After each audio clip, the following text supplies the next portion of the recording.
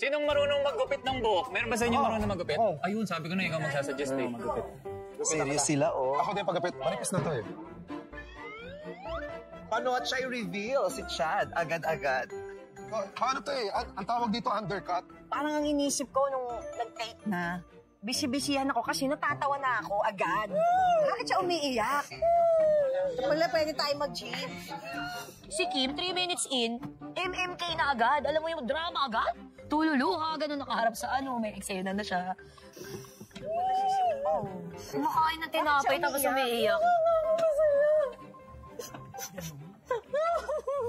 Parang may lumalapit yata sa akin. Parang, alam mo yung parang may evil spirits na pupunta sa likod mo. Si Chad yun.